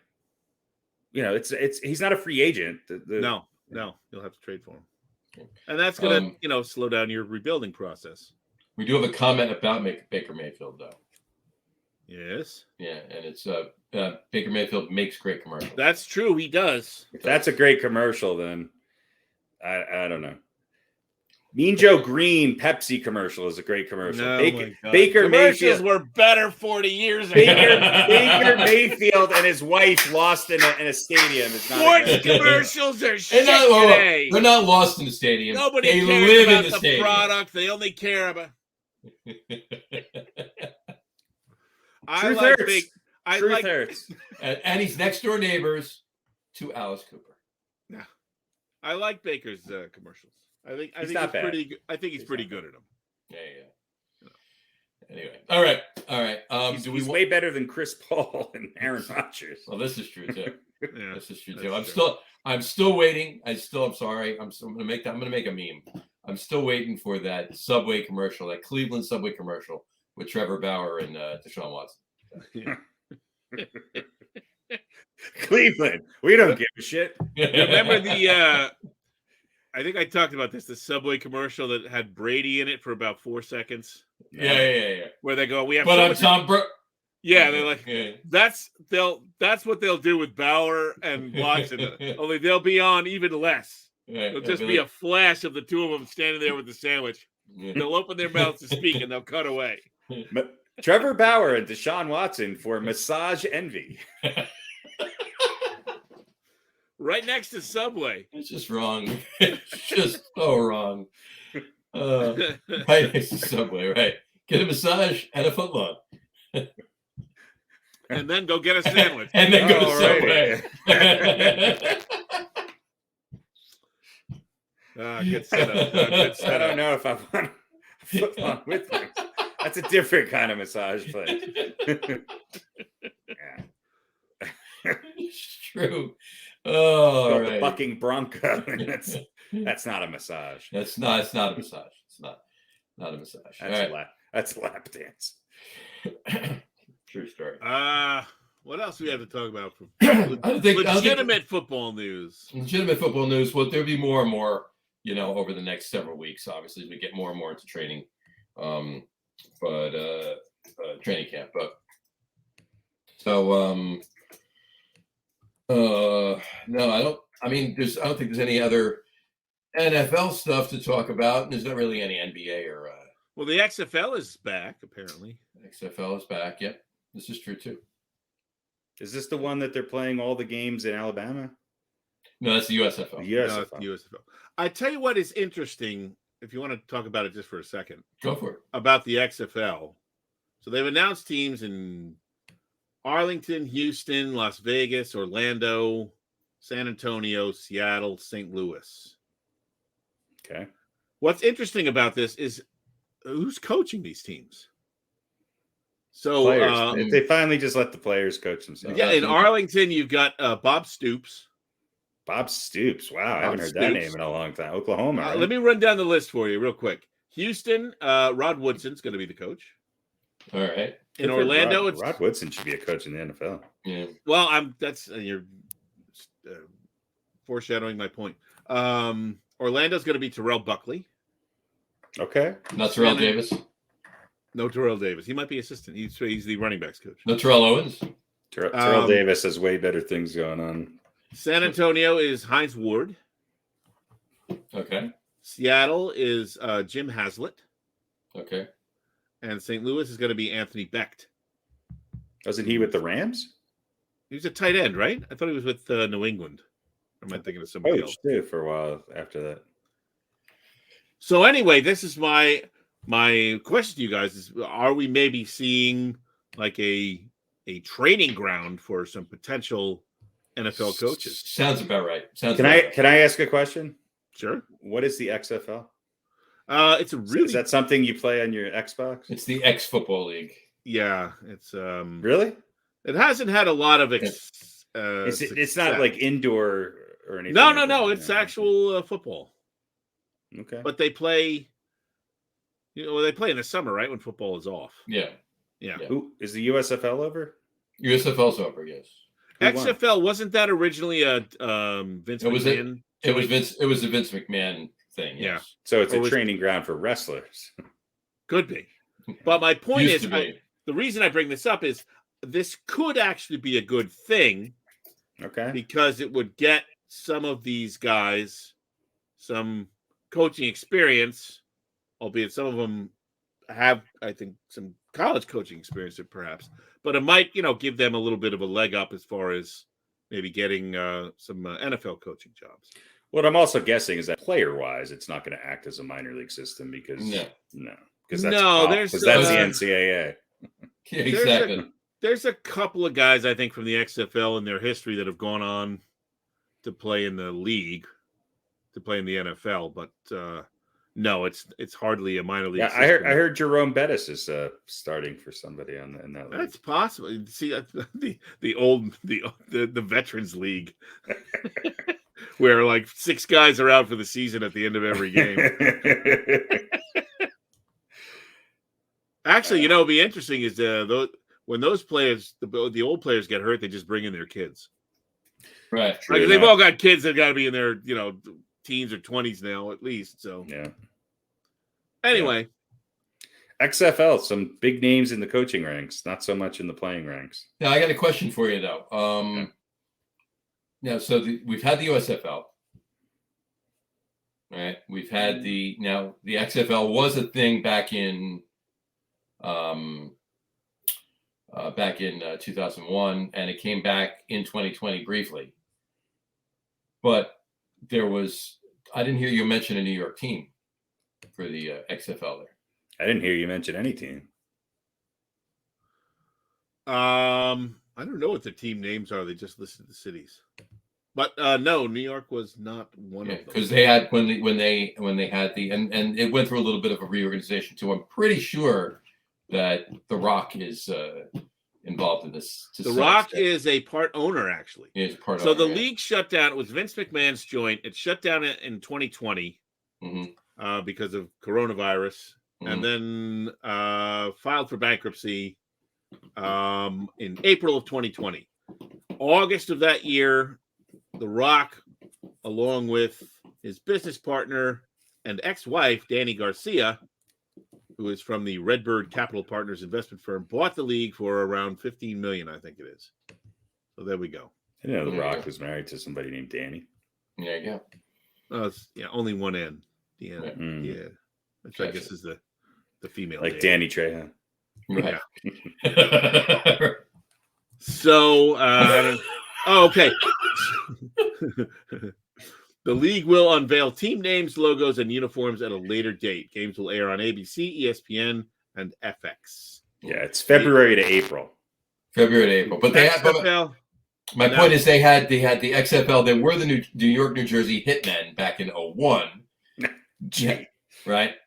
Then 2020, when they had to fold because of COVID, they were the New York Guardians. Now there's no New York team. Right. In 2020, they had teams in New York, Los Angeles, and Tampa, but they had lackluster attendance. Those three markets that New York's a horrible market for football. 5 lowest attended games of the 20 that were played. Did you know Wade Phillips is a current head coach? Really? For the Houston, I don't know what their names. The teams are Arlington, Houston, Las Vegas, Seattle, Washington, D.C., San Antonio, St. Louis, and Orlando. Yeah. It's the Houston Roughnecks, the Arlington Renegades, the Las Vegas doesn't have the Seattle. Those might be their Seattle old names. Oh, really? This article was written. This says current teams as of July 25th, 2022. Oh, all right. Well, this article was written on the 24th. So maybe they announced the team, because this just says they'll announce the team names later. So maybe it was one day later. Yeah. So the Guardians, Los Angeles Wildcats, the New York Guardians, the Los Angeles Wildcats, the Tampa Bay Vipers are not returning, and they are replaced by San Antonio, Vegas, and Orlando. There you go. All right. And you know who the head coach of the New York Guardians was a couple of years ago, right? Fiorello LaGuardia. Fiorello LaGuardia is not. No. It's actually Kevin Gilbride. Kevin Gilbride. Okay. Was it really? Yeah. Not better than Kevin Smith. Yeah. So this is interesting. Yeah, you've got Bob Stoops, you've got Wade Phillips, you've got Jim Haslett as coaches, and then you got guys like Woodson, Hines Terrell Ward, Buckley, Hines Ward, and a lot of ex-Steelers. Yeah. So anyway, the reason I brought up, hopefully it'd be something of a Beck was drafted by the Jets. Anthony Beck drafted by the Jets. Okay. Yeah. Where did he end up playing? Hoboken. Tampa, St. Louis, Arizona, and Kansas City. Oh, okay. Yeah, another great Jets. Played for the Jets for 4 years. Just last year. Last year was 2011. Wow. Yeah, I remember him not living up to expectations. 21 touchdowns in his career.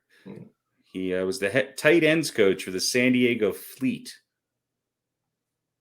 Okay. I don't know what that is. That must be yet another league. That's a pickleball league. Yeah. So there's 8 teams. There you go. Cool. All right. The good news is that they're spread out about as far as they could possibly be spread out throughout the country. A lot of the budget there's 3 teams. There's 3 teams in Texas, but maybe You can stay there and play. A lot of the budget's going to be for travel expenses. Yeah. That's it. Brought to you by Southwest Airlines. No, they're going to take a cue from the USFL, and they're going to play every single game is going to be played in Toledo. Yeah, or the foothills of South Dakota. There you go. Anyway, all right. Do we have anything else we want to discuss tonight? God, I hope not. I don't know. I guess there's. Do we want to do it really quick? What's that? Well, Kyler Murray. Let's talk about Kyler Murray. That's right. I did want to talk about that. I have. 230. Those players don't get what they deserve these days. $1 million for Kyler Murray. The thing I wanted to bring up is apparently he's a bit lazy when it comes to watching film. Yeah, that's part of the. They have added an addendum clause to his contract that he must watch. I think it's 4 hours of film. 4 hours of film. Is it every Not day? football film, just week. Turner Classic Movies. Yeah, every week. So he's got to watch 4 hours. Casablanca on Monday. He's got to watch it. Now look, 4 hours of film a week. He has to be, and no electronics. He can't have the film on a computer and then be playing on his phone or anything like that. No, they take his phone away, lock it in a locker, and he goes in and he watches for 2 hours. Then he has a sandwich, and then he gets to watch 2 more hours. I don't know. This guy's been a hero, and after the playoffs, he was kind of a goat. This is very interesting to me that they actually put this in his contract, and doesn't seem like a really, really hard thing to comply with for the amount of money. Yeah. You must do what every other quarterback in the league does. Well, that's just it. It shouldn't be something that they would have to put into a contract. It should be something he would want to do. Hence my point earlier. Exactly. Anyway, that's all I wanted to. You would never have to put that in Joe Theismann's contract, okay? No. Well, I don't think you'd have to put that in anyone. I mean, we haven't heard about it, at least, being in anyone else's contract. Whether they're the best quarterback. There's a first time for everything. Nobody's making Aaron Rodgers contractually watch 4 hours of film a week, which seems kind of light. I think you'd be watching more than 4 hours, right? At least an hour a day. Wade Phillips is watching more film in the XFL. I think XFL players are. I'll do 4 hours every day. Anyway, right. Yeah. So I do want to bring this up too. A nameless defensive coordinator was quoted as saying regarding Lamar Jackson. Oh yeah, I saw that. He says, "I don't care if he wins league MVP 12 times. I don't think he'll ever be a number one as a quarterback." A number one, meaning the best in the league? Best in the league, yeah. Well, who's won the guy who won the Super Bowl last year is certainly not the number one quarterback in the league. Well, he said he doesn't care if Lamar Jackson wins league MVP 12 times. He'll never be a number one quarterback. What is the standard in this? Correct me if I'm wrong, though, but if he actually won 12 league MVPs, might want to consider him as being probably the best quarterback at that point. Well, in his defense, Aaron Rodgers has won 2 MVPs in a row. I'm not sure he's the best quarterback in the league. Right. So, look, Lamar Jackson may be right. I'll take him. I mean, I don't know what that guy's standard is. If you have to win, maybe you have to win the Super Bowl to be the best quarterback in the league. That doesn't. ESPN had a big thing in their top 10 quarterbacks, and it was pretty good fodder for the morning shows for about a week. Mm-hmm. And Lamar Jackson was not in that top 10, and Lamar Jackson should be in that top 10. Mm-hmm. I mean, he had a down year, but and he might not. His passing numbers might not be up there with the Rodgers and the Bradys of the world. But what he does otherwise, he's also playing for the Baltimore Ravens.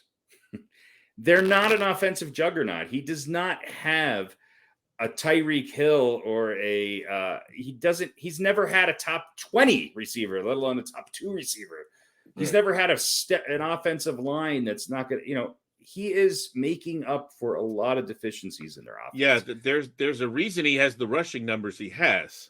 Because he wants to stay alive. A number of reasons, right? And then part of that is that he doesn't necessarily have as much passing support as he was a number 1 ranked quarterback. The year he won the MVP, he was ranked number 1. He was the number 1 ranked quarterback in the NFL. But not by that defensive coordinator, whoever he is. Why you take a defensive coordinator's opinion about an offensive player. There is precedence for quarterbacks who do not fit the typical drop back pocket passer scenario, where their careers, when they rely on their legs a little bit more, their careers typically do not last as long. And there's a lot of examples of this. I think Lamar Jackson still has 4, 5, 6 top-notch years left in him if he stays healthy, which I obviously hope he does. Right. I think he's a unique talent. And I think that he is the exact quarterback that a lot of teams that do not have. I mean, imagine Lamar Jackson on the San Francisco 49ers. I mean, even imagine Jackson on the Giants. Imagine Lamar Jackson on the Tennessee Titans. On these teams that are very good defensive teams, but are more of a, let's just say, run dependent / not necessarily airing it out and going to be able to put up 30 points a game. I mean, he has proven that he can win games. Yes, he's struggled in the playoffs. He's gotten over that. He's won a couple games in the playoffs now. Right. I think you got to give him his fair share. Anybody who's even a casual fan of football who watches this guy, I mean, he's incredible. And yeah, maybe down the road, those skills don't serve him best long term. He might not be the guy at 40 throwing the ball down the field. But for right now, I certainly think, I can't, it's hard to name 9 or 10 quarterbacks that are better than him in the NFL. And that's saying a lot, because we probably have the best crop of young quarterbacks right now that we've had since the 80s. Or the early 2000s. But I mean, you had, when you had Eli and Ben Roethlisberger and Rivers, but I mean, I think Allen, Burrow, and Herbert are projected to be better than those guys. They're already better than those guys were at that point. We have a comment on Lamar Jackson here. It says Lamar Jackson will never win a Super Bowl. Well, if the Ravens can win a Super Bowl with Joe Flacco, they can certainly win a Super Bowl with Lamar Jackson. Fair enough. I think the problem is that he's on the Ravens, and I don't think the Ravens really have the makings of a. Now, if Lamar Jackson goes to the Dallas Cowboys, then that automatically proves Dave's point. But but that's not because of him either. No, it's just the rules. Rules are rules. Yeah, no, that would have nothing to do with Lamar Jackson's performance. It would just be he's on Dallas and they can't win anymore. Sorry, Dave. Rules are Dave, rules. I'm a Cowboys fan too, but we have to face the reality. They're cursed or whatever. Rules are rules. Look, I think there's a lot of quarterbacks. I think there's a lot of quarterbacks that you could say, because of where they're playing and the team that they're on, might not ever win a Super Bowl. Right. I do agree with a little bit of that sentiment in that at the end of the day, you do have to be able to deliver the ball in clutch moments. And I think Lamar Jackson can do that. I think he's lost. I think his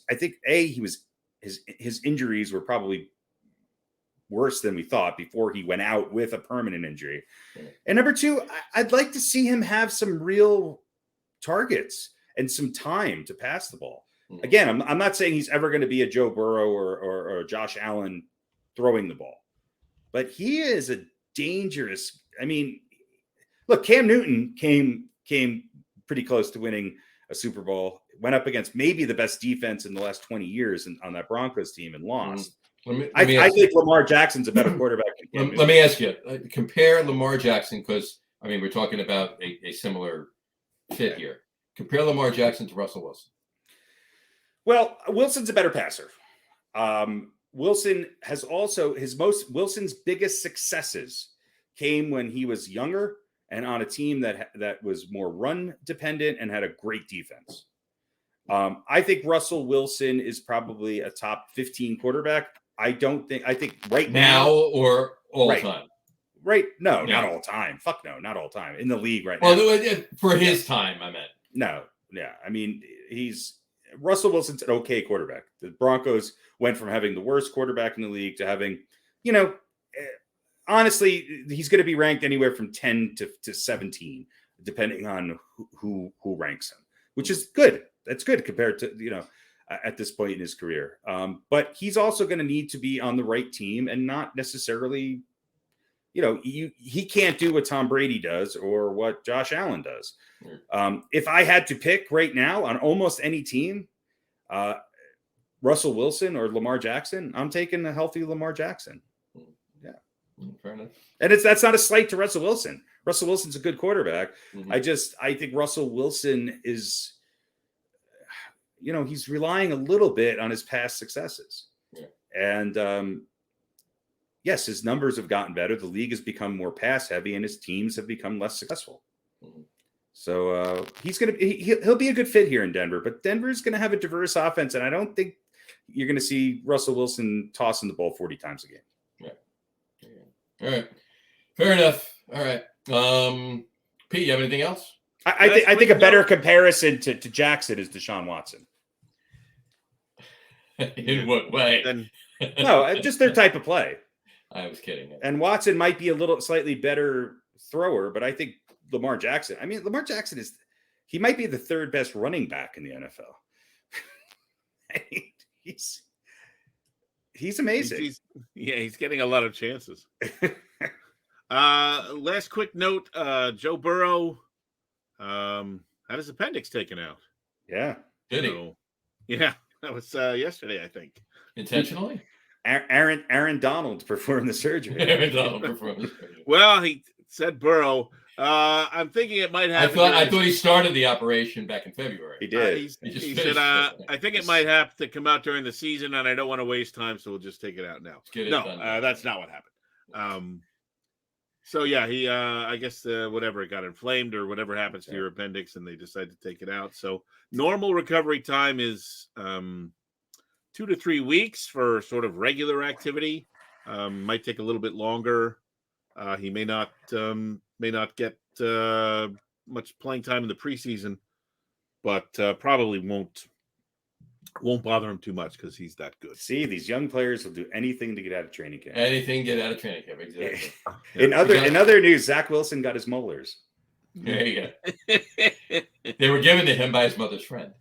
Well, it's kind of like the Ronnie Lott cutting off half his finger, right? There you go. He said, I don't want this appendix to be a problem during the season. Let's take it out right now. Get it done now. Get it done now. I'm getting rid of all non-essential. Ronnie Lott, though, cut his finger off during the third quarter of a game, though. Right. While on the field. Just put it in his face mask and went like that. Who was the hockey player a couple of years ago? Is like Joe Sakic. Oh, his jaw was wired shut. Oh no, I thought you meant the guy who cut his finger off. That was a no. His jaw was wired shut, Joe Sakic. and he was ready to play. And they were like, "Well, the doctor, whatever, isn't here." So he cut the wires and pulled them out himself and went into the game. I think that is one thing about hockey guys. yeah, that's that is. I'd rather cut my finger off and take out my wired jaw. Yeah. I don't think I'd rather do either. We got a comment here from Dave. He wanted to say, if he may, he's in Death Valley visiting Clemson. Hotel is on campus, and you can smell football in the air. Is Lawrence legit in the NFL? Good question. I think, look, he wasn't given a great set of circumstances last year. Yeah. When Joe Burrow had that incredible run his senior year and won the championship, I made the assessment that I think Burrow is going to be a better NFL quarterback than Trevor Lawrence. And a lot of people thought I was nuts. And I'm not saying I told you so, because I think the jury is still out on Trevor Lawrence. And I do think he's going to be a good NFL quarterback. What I hope is that he's given the opportunity to actually play and not be on a typical Jacksonville team for his first 5 years. Mm-hmm. I hope we don't have to wait for his contract to be up to see what Trevor Lawrence can actually do. The guy has incredible skills. He's tall. He sees the field really well, but you could tell, and a lot of it had to do with age, that Burrow was more NFL ready than Lawrence. And Lawrence is put in a tough situation, a lot of turmoil his rookie year. He looked good in the last game of the season. I think he's going to probably be the most improved quarterback out of that, out of those that rookie class. Mhm. Him and Trey Lance, because Trey Lance really didn't play all that much. Not But really. but Trey Lance is going to have a better team and a system that is geared more towards letting him ease his way into the season. Right. I think Lawrence is. I think they're going to have a better team. I think he's going to be a good quarterback. I think his future is really dependent on what's around him. I don't think he has the ability to make a bad team great or even a bad team good. I do think, though, if he's on a good team, he will mature into a very good NFL quarterback. And and I agree with you about the Trey Lance thing too. And Mac Jones, there's been talk out of Gillette, if you will, that he's actually come a long way since last year with improvement too. So I mean that of course that's coming from Bill Belichick. The head coach quarterback relationship is the most important relationship maybe in all of sports. So let's look at the young quarterbacks who have done really well. Okay, Mac Jones did relatively well. Who's his head coach? Patrick Mahomes, after 1 year on the bench, came in and did pretty well. Who is his head coach? There's a correlation there, Yeah, and I think those are two great examples because Joe Burrow is kind of the anomaly. Mm-hmm. The guy who comes in and makes Cincinnati was not a terrible team, certainly not Jacksonville bad, but they weren't considered to be as good. They certainly weren't going to go to the Super Bowl in a couple of years. So he's the anomaly, that guy who comes in and makes that team who's mediocre much, much better. Yes, but he had at least in his second year, he had some talent around him, especially at the receivers. He had a horrible offensive line. And that was my point. Joe Burrow, people laugh at me when I say this. Give it another year or two, Joe Burrow is going to be the best quarterback in the NFL for 5 or 6 years. Right. But he's kind of that anomaly of that guy who's great right out of the gate. He is that Lawrence talent. is more and Lawrence and Mac and Cheese are the examples. You put one on a team that's well built to suit his skills and has talent and a great coach. Right. And is thrives too strong of a word to, I don't think so. Mm-hmm. Right. Rookie went to the playoffs. Right. That's pretty good for New England. Absolutely. Lawrence, on the other hand, on a team that's in disarray, that is just not good. Brand new coach, a lot of brand drama, new coach. A lot of turmoil that took the emphasis off of him and onto his head coach. Yeah, it really wasn't fair to expect him to lift all of that up to a level of and I think Shanahan in San Francisco knew exactly what he's getting with Trey Lance and knows exactly what he's doing. And if there's anybody who can take a team and turn it into a championship contender without a stellar quarterback, I mean, San Francisco might be the most interesting team to watch this year. If Trey Lance can be 75% of what his potential is, how can you dismiss the 49ers? Especially if they could re-sign Deebo Samuels. Yeah, well, listen, you couldn't really dismiss them with an injured Jimmy G. Yeah, you can't. But here's the way, though. You got to remember, they're still playing in the division with the Rams and the Cardinals. I get that, but they were a Jimmy G away from going to the Super Bowl, and the Rams not going there. If their defense can hold up, that's more the question. I think their defense held up pretty damn well. Yeah, but I mean, year to year, it's hard to keep that great. They haven't lost anybody significant on the defense. No, I think they should be very, very good this year. But over the period of time, it's nearly impossible to keep those great. They're another defenses. team that I think we forget about every year. And we go, oh yeah, the 49ers are there again.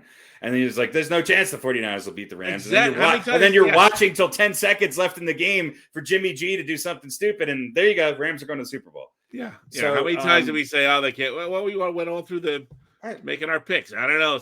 I think I picked San Francisco once, but not twice, or maybe twice, or whatever. But it was hard to do. But they almost got there. Yeah, almost. And that's what I worry about with Lawrence. Oh, it sounds like they really have made some improvements. They're a young team. I don't know if he's got to cut down on the turnovers. Obviously, I think he'll put the ball in the end zone a little bit more than he did last year. Oh, wasn't McCaffrey hurt last year too? Yeah, but So I think he didn't have a great weapon. Yeah. I think you're another 2 to 3 years away from seeing Trevor Lawrence flourish. The key to Jacksonville is keeping Trevor Lawrence healthy. Mm-hmm. Yeah. Yep. All right. Anything else? That's all I got. All right. I think we're good. Obviously, no NBA or NHL to really talk about. So on that note, there's only been 7 more teams that Kevin Durant has been linked to in the last 20 minutes. Right, and there'll be another 30 afterwards. Right. He's now linked to the XFL teams now that they find out about him, and a couple of hockey teams too. Yeah. So all right. On that note, we'll wrap the show up for today. We want to thank everybody for watching, and for those of you just listening to the audio podcast, thanks for listening. Don't forget to visit our website, www.getonwithitpodcast.com. That's getonwithitpodcast.com. And please remember, like us and follow us on all of our social media, Facebook, Twitter, and Instagram. Just search for the Get On With It podcast. And of course, all of our shows are available on YouTube as well on the Log Room channel. Remember, we go live with a video podcast on both Facebook and YouTube every Wednesday night around 7:30 p.m. Eastern Time. For those of you who just want to listen to the audio podcast, you can do so on Apple Podcasts, Spotify, TuneIn, Stitcher, Google Podcasts, Amazon Music Podcasts, and iHeartRadio as well. And if you haven't done so already, please subscribe to one or more of those feeds and you'll never miss a show. Again, thanks for following along with us. Have a great rest of your week. Have a wonderful weekend. And, keep watching sports. And we'll talk to you next week when we have our fun show. Talk to you later, folks. Cheers. It's going to be fun. Can't promise. Like it or not. Can't promise anything. We're going to try. I promise, because we're going to do it pantless. I'm known for being wrong, so and known for being pantless too. Yes. Oh wait, I thought this was the pantless show. It was. We're just going to adjust your camera for the next. There you go. Yeah, we're going to boost up the fun. That's the only way I want it to go. Good night, folks. Bye, everybody.